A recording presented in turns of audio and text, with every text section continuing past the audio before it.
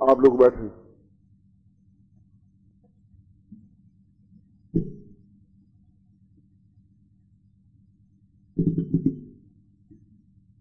आज सुबह उनका आग्रह जरूर आया था कि सप्तमशी,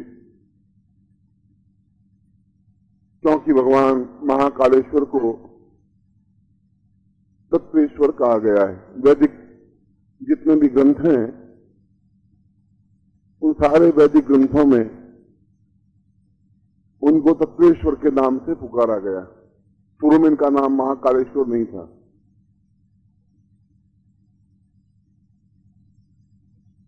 विश्वामित्र के समय में इसी उज्जैनी नगरी के इस शिवलिंग को तंत्रेश्वर कहा गया। तत्वेश्वर, फिर इसका नाम तंत्रेश्वर पड़ा। और जब राजा भोज के समय में, विक्रमादित्य के समय में कालिदास, भवभूति, माघ, वरामिहिर जैसे नवरत्न उनकी सभा में हुए, तो वरामिहिर ने उस काल की गणना के माध्यम से ज्योतिष का सूत्रपात किया और काल की गणना का सूत्रधार या उज्जैनी, जिसको नाभि प्रदेश कहा जाता था, धारा नगरी तो राजा भोज के समय में बाद में पड़ा।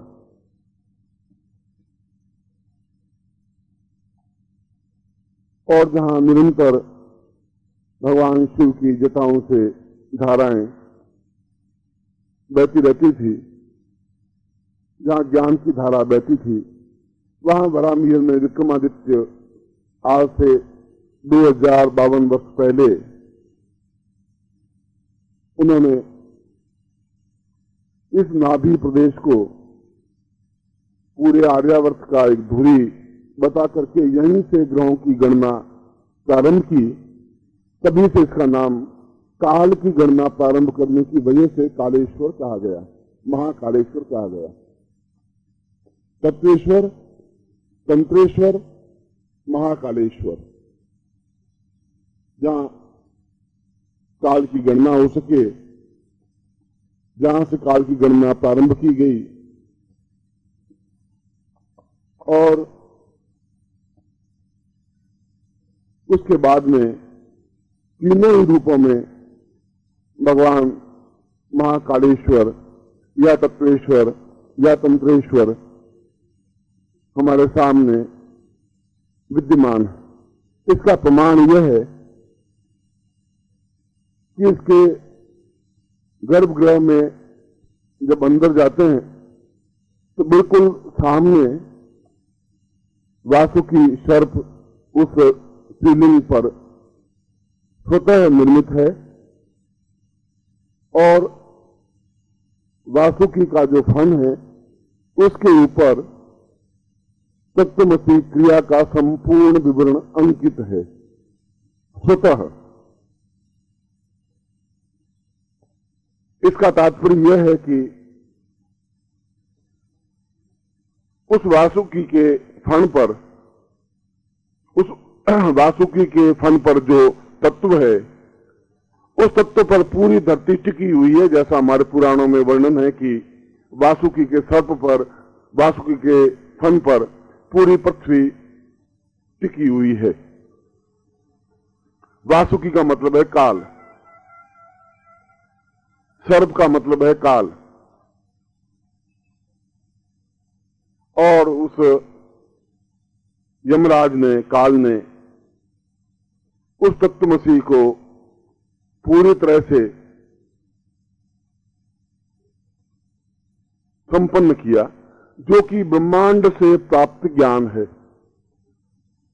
उसमें यदि आप सूक्ष्म दर्शक यंत्र से उस शिवलिंग को देखें, क्योंकि उसके ऊपर हजारों मन दूध और हजारों मन पानी, हजारों मन शक्कर, हजारों मन शहद इतना ऊपर बह चुका है कि अक्षर धूमिल से हो चुके हैं मगर अक्षर समाप्त नहीं हुए हैं।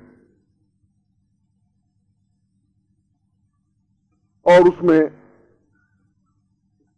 उस तत्वमसी साधना या तत्वमसी क्रिया के बारे में विस्तार से तो नहीं मगर सूत्रपात रूप में, सूत्र के रूप में समझाया है।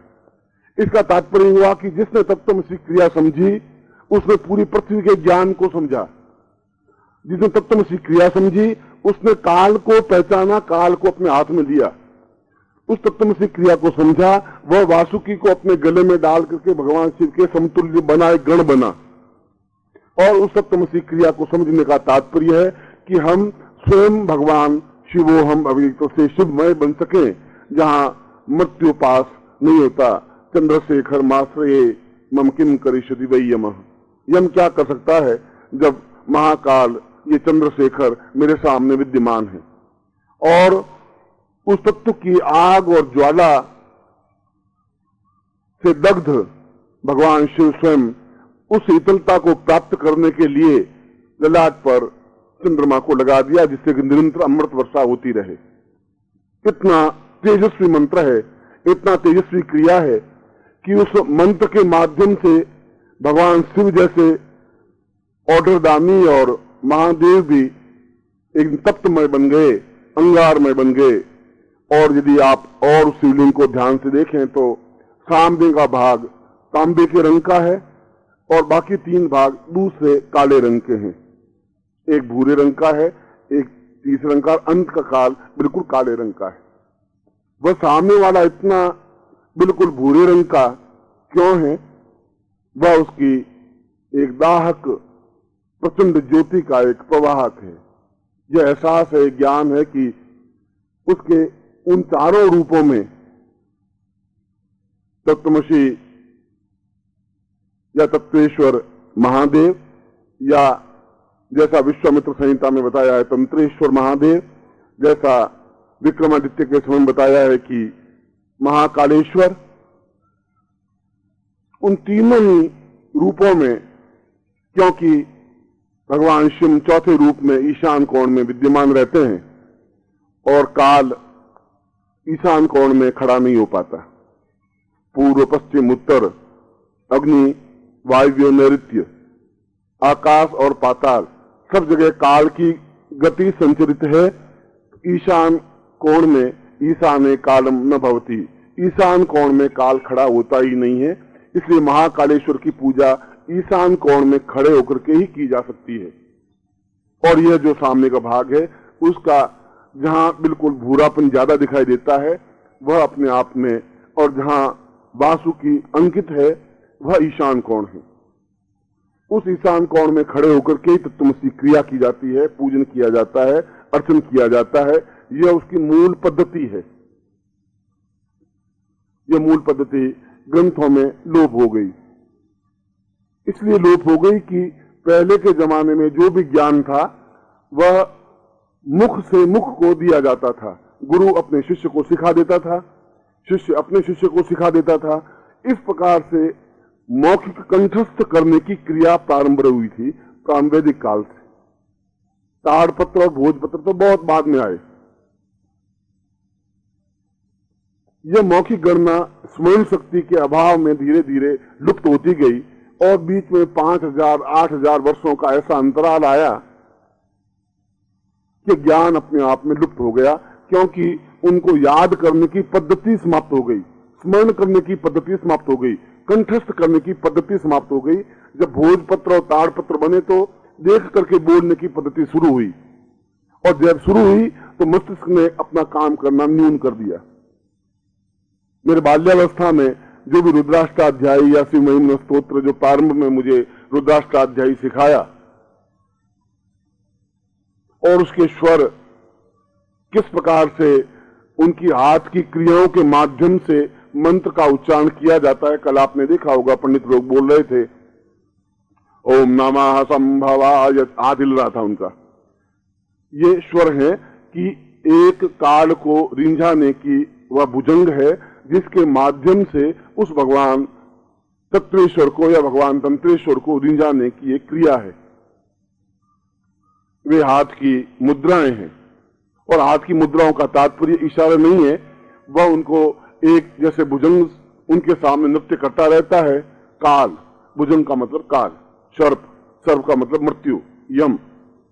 और जब जिसके सामने यम नृत्य करता है, जिसके सामने काल नृत्य करता है, जिसके ऊपर पूरी पृथ्वी अवस्थित है, वह तत्वेश्वर भगवान शिव अपने आप में उस दग्ध होते हुए चंद्रमा को, शीतलता को अपने ललाट पे लगाया, और फिर भी दग्धता नहीं मिटी तो गंगा को अपने जटा में डाल करके निरंतर प्रभावित होते रहे, जिससे कि उस गर्मी को, उस दाह को, उस दग्धता को कुछ ठंडा किया जा सके। इसीलिए वह तत्वमसी ज्ञान और तत्वमसी साधना लोप हो गई। जब ज्ञान नहीं रहा कि महाकालेश्वर उज्जैनी, तो एक आदि ऋग्वेद में भी इसका वर्णन है, जो हमारा आदि ग्रंथ है, जो जब आर्यों ने पहली पहली अपनी आंख खोली, जब पहली पहली सभ्यता का आविर्भाव हुआ, जब पहली पहली बार हम समझे कि हम क्या हैं, तुम क्या हो, हमारे और देवताओं के बीच में क्या समानता है, हम कैसे देवता की श्रेणी प्राप्त कर सकते हैं, उन ऋषियों और देवताओं का आपसी संबंध, काल की गणना, और उसका सारा वर्णन ऋग्वेद में वर्णित है। और ऋग्वेद का 21वां अध्याय और यजुर्वेद का 21वां अध्याय भी रुद्राष्टाध्यायी है। जो कल पाठ हो रहा था वो यजुर्वेद संहिता का 40 अध्याय में से एक अध्याय है। उसमें उस तत्वमसी क्रिया और उसकी साधना पूर्ण रूप से आज भी अगर पूरी पृथ्वी पर जीवित है तो महाकालेश्वर शिवलिंग के उस भुजंग के ऊपर अंकित अक्षरों में जीवित है, और कहीं किसी ग्रंथ में अब जीवित नहीं बची।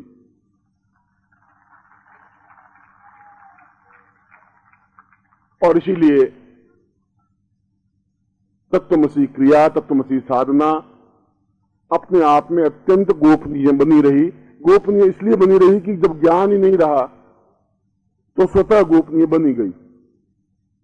जब तत्वमसी क्या है नाम रह गया, सुषेण ने कौन सी जड़ी बूटी संजीवनी बूटी लाए, एक नाम रह गया कि संजीवनी बूटी क्या है, कहां है, किस प्रकार से है, नाम तो हमें ज्ञात है। एक अभी एक फिल्म आई थी, डायनोसिस, जुरासिक पार्क, एक बहुत बड़ा हाथी से भी 10 गुना बड़ा जंतु इस पृथ्वी तल पर किसी समय विचरण कर रहा था। उसकी जाति समाप्त हो गई, वह रहा ही नहीं। सैकड़ों प्रजातियां, जातियां जैसे समाप्त हो गई, सैकड़ों प्रकार के ज्ञान भी समाप्त हो गए। आज हमें रुद्राष्टाध्यायी को पढ़ने के लिए भी, महिमन पढ़ने के लिए पुस्तक खोलनी पड़ती है। डायरी इतना भी याद नहीं रहता कि कल हमने क्या किया, उसको भी डायरी में लिखना पड़ता है। महीने भर पहले मैंने क्या कहा था वो देखना पड़ता है। हमारा स्मरण शक्ति तो ऐसी रह गई है। और उसके बाद में तंत्र का संपूर्ण निचोड़ मैं आपको उस ज्ञान को रिपीट नहीं कर रहा हूं जहां त्रेता युग से प्रारंभ हुआ है या द्वापर युग से प्रारंभ हुआ। मैं तो वैदिक काल से आपकी चीज को प्रारंभ कर रहा हूं, जो उससे कई हजार वर्ष पहले प्रारंभ हुआ।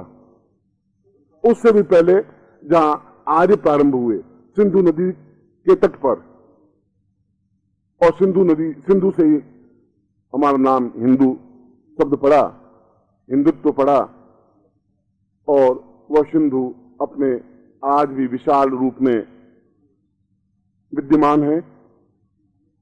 आर्यों का मूल निवासस्थान, और वहीं पर पहली वैदिक ऋचाओं में, ऋग्वेद में इस तत्वमसी क्रिया का विवरण आया, मगर उसका विवरण भी अपने आप में गोपनीय रूप में रहा।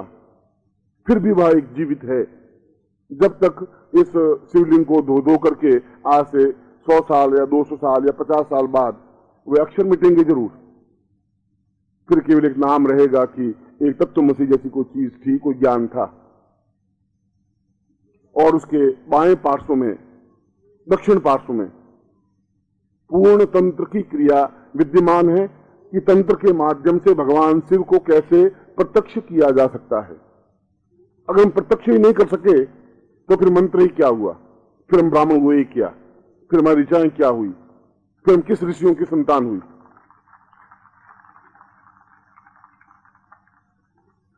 मैं अपने पुत्र को बुलाऊं और वो आवे नहीं तो पुत्र ही क्या हुआ। मैं अपने पिता को बुलाऊं और वो आवे नहीं तो पिता ही क्या, और वो शिष्य क्या हुआ जो कंपेल नहीं करे, बाध्य नहीं कर दे गुरुदेव को कि वो करे ही, वो शिष्य भी क्या हुआ।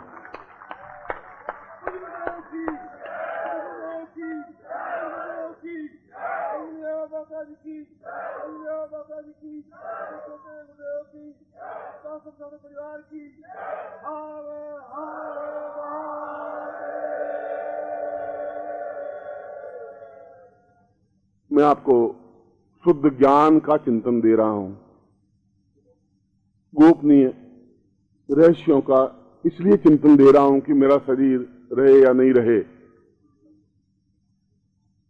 मेरी देह कितने समय तक आपका साथ दे या नहीं दे, मैं इस बात की इस धारा नगरी में, इस महाकाल की नगरी में कोई गर्व या घमंड की बात नहीं करता हूं। मैं तो महाकाल के प्रति नतमस्तक हूं, उनके पुजारियों के प्रति नतमस्तक हूं, उन देवताओं और विद्वानों के प्रति नतमस्तक हूं, इस धारा नगरी और इस उज्जैनी नगरी के प्रति नतमस्तक हूं कि ये अपने आप में वे विद्वान हैं, वे ज्ञानवान हैं और ब्राह्मण का प्रत्येक पुत्र अपने आप में ज्ञानवान है। ऐसा मेरा भाव है, ऐसी मेरी विनम्रता है, ऐसी मेरी नम्रता है कि मैं तो सबको, आप लोगों को भी, उन सबको भी प्रणाम ही करता हूं।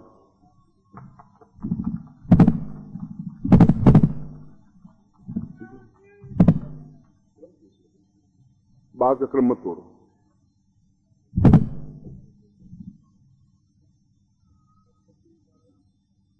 मैं आपको शिवलिंग का रहस्य समझा रहा था। अगली बार जब भी कोई यहां पुस्तक छपेगी शिव महात्म्य, शिवलिंग महात्म्य, तो ये किताब में ज्ञान जरूर आएगा। आज तक ज्ञान नहीं आया है, मगर आप देखें पुरातत्ववेत्ता, जो भारत के पुरातत्ववेत्ता हैं, वे सूक्ष्म दर्शक यंत्र से उनको देखे कि क्या ज्ञान उसमें अंकित है। उसके दक्षिण पार्श्व में पूरा तंत्र का विधान अंकित है कि किस तंत्र के माध्यम से, किस प्रकार से भगवान शिव को साक्षात प्रत्यक्ष किया जा सकता है। वे सामने बैठे हों और हमको उनका पूजन दर्शन करें, ऐसी कौन सी क्रिया है? और ऐसी क्रिया नहीं है तो या तो हम है ही नहीं या भगवान शिव नहीं है, और यदि क्रिया है तो भगवान शिव हमारे सामने प्रत्यक्ष होने ही चाहिए।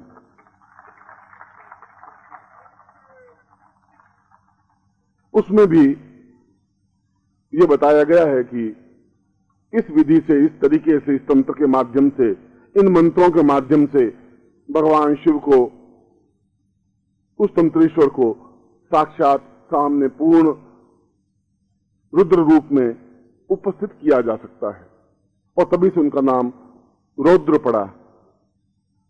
इसलिए जहां तंत्र का भाग आया वहां ऊपर रौद्र शब्द है। रौद्र का मतलब है निरंतर डमरू बजाते हुए, पृथ्वी को हिलाते हुए, कंपायमान करते हुए, मृत्यु के देवता, जीवन के देवता। क्योंकि मृत्यु नहीं होगी तो जीवन नहीं बनेगा, और एक पूरे चक्र को बिल्कुल गतिशील करते हुए हम अपने जीवन काल में ही, यदि हमारा सौभाग्य हो, जब हमें ज्ञान होगा तो हम उसकी खोज में निकलेंगे। ज्ञान होगा तो कहीं कहीं हम जाके बैठेंगे। ज्ञान होगा कि हरिद्वार ये है तो हरिद्वार में जाएंगे। जब ज्ञान ही नहीं होगा कि हरिद्वार कोई चीज है या गंगा कोई चीज है तो हम कहां जाएंगे? यदि आप गंगोत्री से गौमुख की ओर जाएं तो चीड़वासा एक स्थान आता है, चीड़वासा, और फिर उसके आगे भोजवासा स्थान आता है, उसके आगे लाल बाबा का आश्रम है, और उसके बाद जहां पहली बार गंगा की बूंद बनती है वह गौमुख स्थान है। मैं अपने शिष्यों को लेकर के 5 या 6 साल पहले गया था। 6 साल हुए होंगे या 7 साल कुछ, और 300 शिष्य साथ में थे, 1-2 नहीं। यदि आप कभी जाएं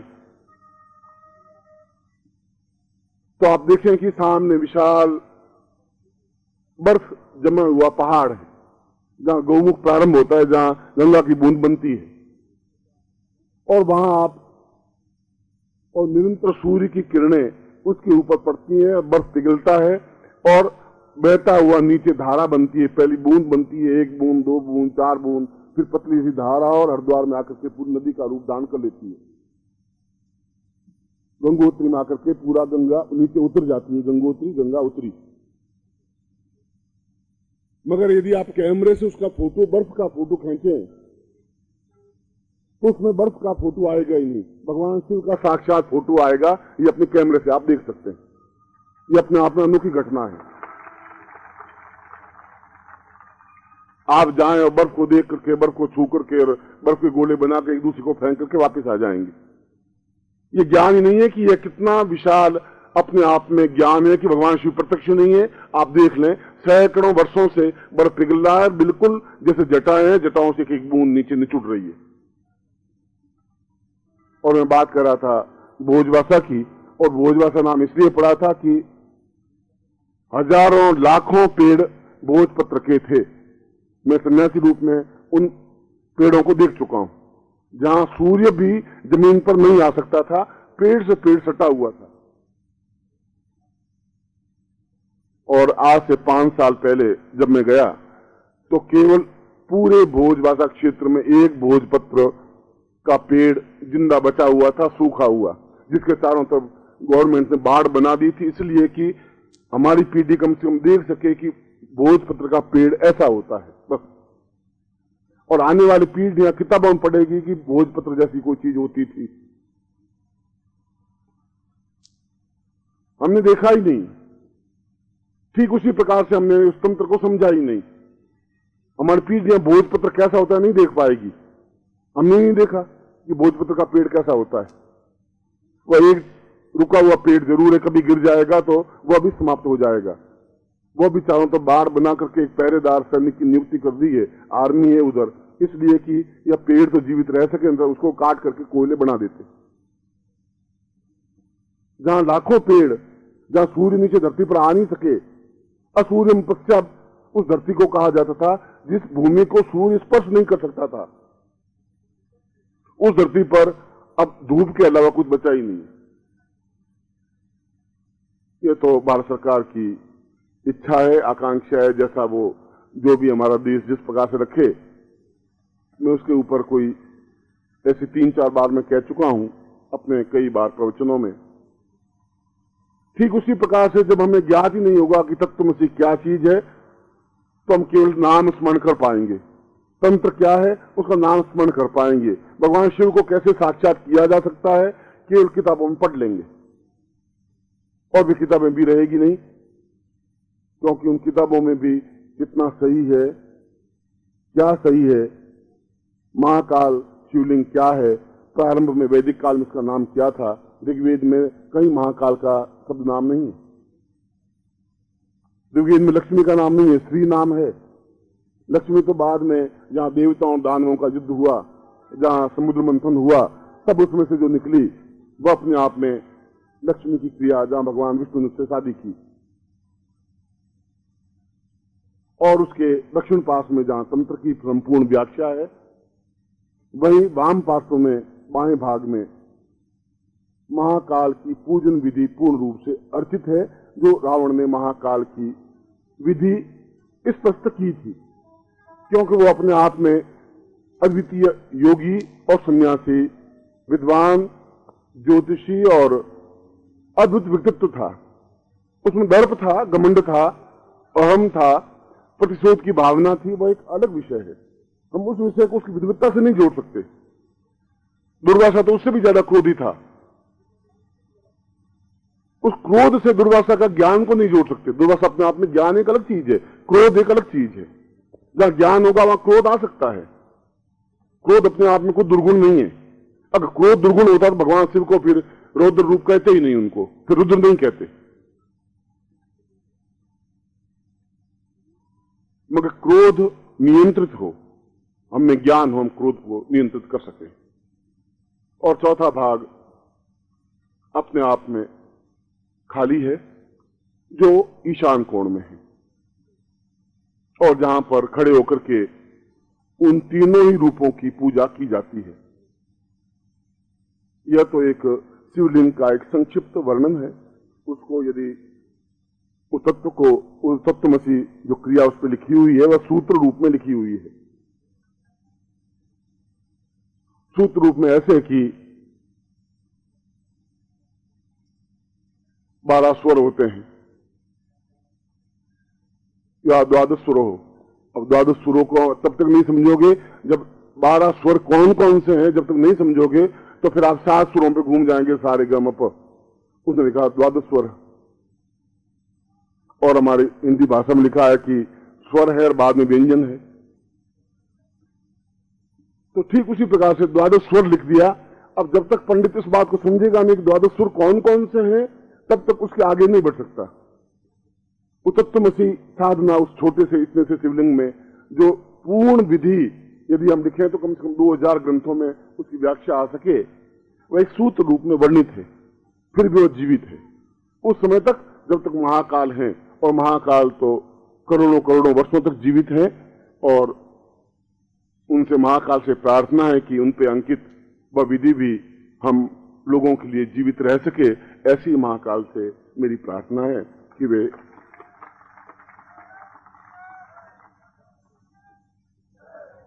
इसलिए आपने जो आज उन विद्वानों ने, मैं तो पहले ही कहा है कि किसी भी ब्राह्मण के चरणों को धोकर के अपने सिर पर उसका जल प्रवाहित करने मुझे कोई शर्म नहीं आती, क्योंकि वो ब्राह्मण है। किसी भी सन्यासी, मूर्ख सन्यासी और अविद्वान सन्यासी को भी मैं हाथ जोड़ के प्रणाम कर लेता हूं, क्योंकि उन्होंने भगवे कपड़े पहन लिए हैं। चाहे उसके अंदर स्वार्थ है, लालच है, वह उसका एक अलग विषय है। मैं तो उसके भगवे कपड़ों को, कि उन्होंने हमारे भगवे कपड़े शंकराचार्य ने पहने थे, उन्होंने ज्ञान दिया था, एक चिंतन दिया था। विश्वामित्र ने पहने थे, उन्होंने ज्ञान दिया। वशिष्ठ ने पहने, उन्होंने ज्ञान दिया। इसलिए उनके वस्त्रों को मैं हाथ जोड़ के प्रणम्य करता हूं, चाहे वह मेरा शिष्य भी हो, और यदि उन्होंने संन्यास लिया है तो मेरा धर्म, मेरा कर्तव्य है कि मैं उनको प्रणामांजलि दूं। इसलिए मैं जो भी विद्वान हैं, जो भी पुजारी हैं, जो भी कार्यकर्ता हैं, जो गण हैं, उन सबको प्रणम्य भाव है। मगर ज्ञान एक अलग चीज है। ज्ञान का उन कपड़ों से कोई संबंध नहीं होता। शिवलिंग को रगड़ने से ज्ञान का कोई संबंध नहीं बनता। जोर जोर से ताकत लगाने से शिवलिंग भगवान शिव प्रसन्न नहीं होते।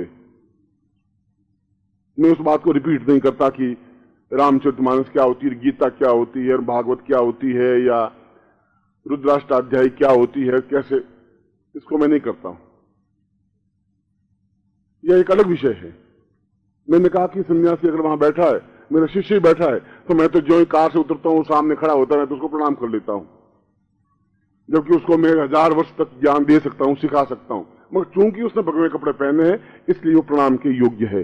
इसलिए महाकाल प्रणाम के योग्य हैं, क्योंकि वे महाकाल हैं। इसलिए मैं उनको कहता हूं कि वे हमारे बीच में विद्यमान रहें उज्जैनी में, और उसके ऊपर जो ज्ञान अंकित है, वह ज्ञान कभी न कभी पुस्तकों में आ जाए तो आने वाली पीढ़ियां कम से कम उस ज्ञान को अनुभव कर सकें, देख सकें, समझ सकें कि तंत्र क्या है, तत्व क्या है, तत्व ईश्वर क्या है, वह विधि क्या है, वह साधना क्या है। उस तत्वमसी साधना में क्या है कि हमारे अंदर एकदम से विस्फोट होता है। अगर भगवान शिव एकदम से लाल सुर्ख बन जाते हैं तो हम पीले चेहरे बने हुए क्यों रह सकते हैं? हम भी एकदम लाल सुर्ख बन सकते हैं यदि तत्वमसी क्रिया का ज्ञान है, उसकी साधना विधि है। और इसीलिए यह दुर्गम है, यह दुष्कर है। इसलिए सन्यासी शिष्यों को भी बहुत कठिनाई से दिया जाता है। और पृथ्वी पर मुझसे भी ऊंचे, मुझसे बड़े विद्वान सैकड़ों लाखों होंगे, है नहीं है, मैं इसकी गणना में नहीं गया हूं।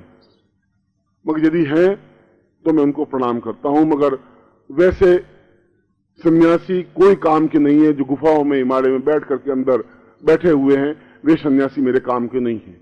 जो बीच में आकर के, आप लोगों के बीच में आकर के जल सकते हो, बता सकते हो आपको, और दृढ़ता के साथ खड़े हो सकते हो, उनको मैं प्रणाम करने को योग्य हूं।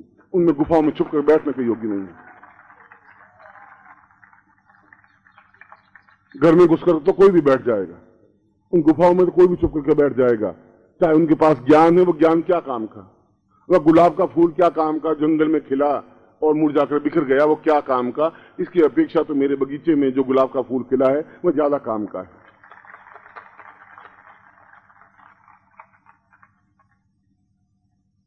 फिर भी उन्होंने कृपा करके जो भस्म हमें भिजवाई है महाकाल की, इनके लिए भी मैं उनको प्रणाम करता हूं कि उन्होंने हमारी भावनाओं को आदर दिया, रेस्पेक्ट दिया।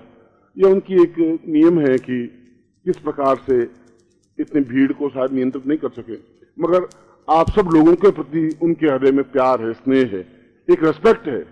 उन्हें क्षमा प्रार्थना की है, मेरे सामने की है। यह उनकी विशेषता है। उस भस्म को मैंने तो मांगी नहीं थी। मैंने कहा था कि भस्म अपने आप में प्राप्त ही कर लेंगे, यहां रख करके थाली प्राप्त कर लेंगे, उसमें कोई महाकाल को इतनी प्रार्थना करूंगा, इतनी तो बात मेरी भी सुन लेंगे।